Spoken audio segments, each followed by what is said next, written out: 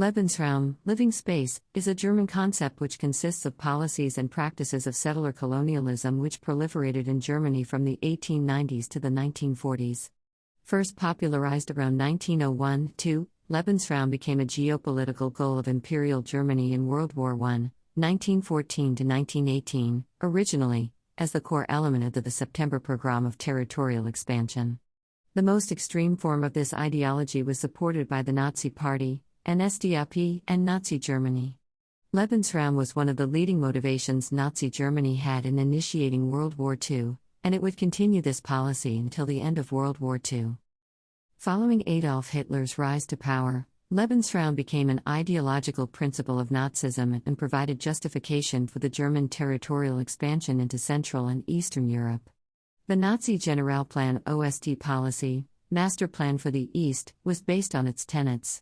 It stipulated that Germany required a Lebensraum necessary for its survival and that most of the indigenous populations of Central and Eastern Europe would have to be removed permanently, either through mass deportation to Siberia, extermination, or enslavement, including Polish, Ukrainian, Russian, Czech and other Slavic nations considered non-Aryan.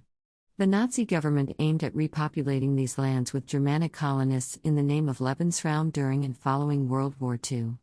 Entire indigenous populations were decimated by starvation, allowing for their own agricultural surplus to feed Germany.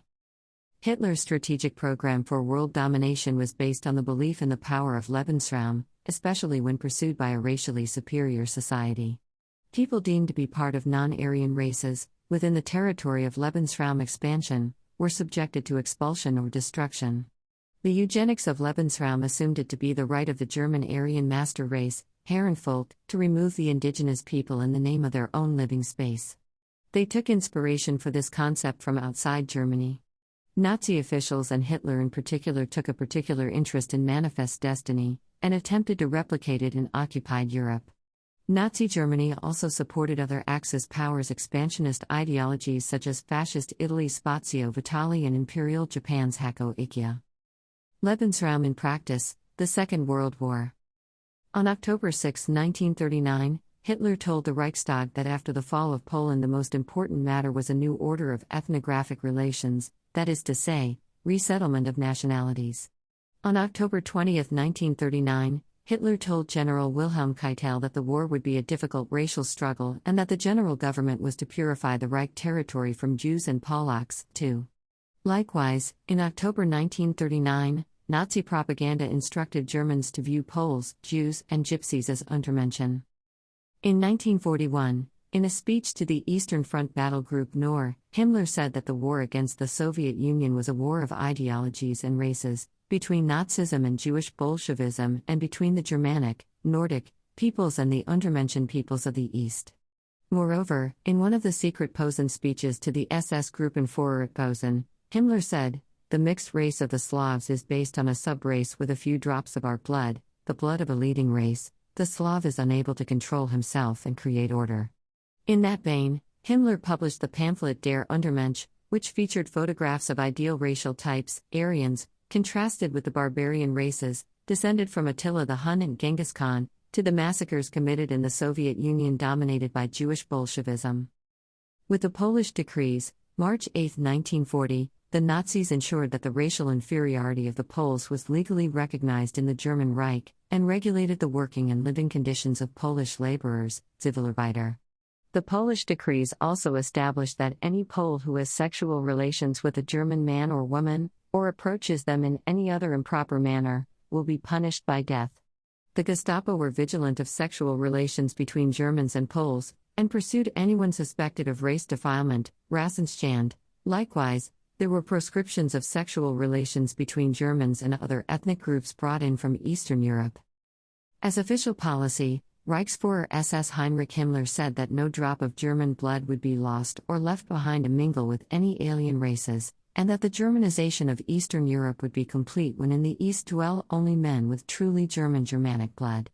In the secret memorandum Reflections on the Treatment of Peoples of Alien Races in the East, May 25, 1940, Himmler outlined the future of the Eastern European peoples, division of native ethnic groups found in the new living space, limited, formal education of 4 years of elementary school, to teach them only how to write their names and to count to 500, and obey the orders of Germans. Nonetheless, despite Nazi Germany's official racism, the extermination of the native populations of the countries of Eastern Europe was not always necessary, because the racial policy of Nazi Germany regarded some Eastern European peoples as being of Aryan Nordic stock, especially the local leaders. On March 4, 1941, Himmler introduced the German People's List, Deutsche Volksliste, the purpose of it being to segregate the inhabitants of German-occupied territories into categories of desirability according to criteria. In the same memorandum, Himmler advocated the kidnapping of children who appeared to be Nordic because it would remove the danger that this subhuman people, Untermenschenvolk, of the East through such children might acquire a leader class from such people of good blood, which would be dangerous for us because they would be our equals. According to Himmler, the destruction of the Soviet Union would have led to the exploitation of millions of peoples as slave labor in the occupied territories and the eventual repopulation of the areas with Germans. Ideology. Racism usually is not a concept integral to the ideology of territorial expansionism, nor to the original meaning of the term Lebensraum, biological habitat, as defined by the ethnographer and geographer Friedrich Ratzel. Nonetheless, Nazism, the ideology of the Nazi Party, established racism as a philosophic basis of Lebensraum as geopolitics, which Adolf Hitler presented as Nazi racist ideology in his political autobiography Mein Kampf, 1926-28.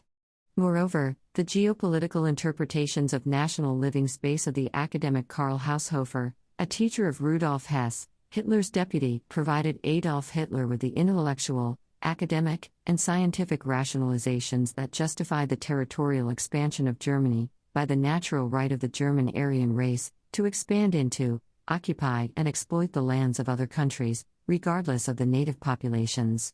In Mein Kampf, Hitler explained the living space required by Nazi Germany. In an era when the earth is gradually being divided up among states, some of which embrace almost entire continents, we cannot speak of a world power in connection with a formation whose political mother country is limited to the absurd area of 500,000 square kilometers.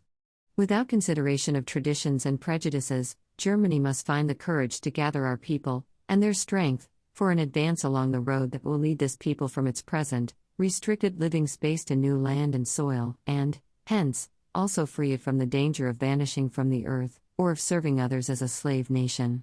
For it is not in colonial acquisitions that we must see the solution of this problem, but exclusively in the acquisition of a territory for settlement, which will enhance the area of the mother country, and hence not only keep the new settlers in the most intimate community with the land of their origin, but secure for the entire area those advantages which lie in its unified magnitude.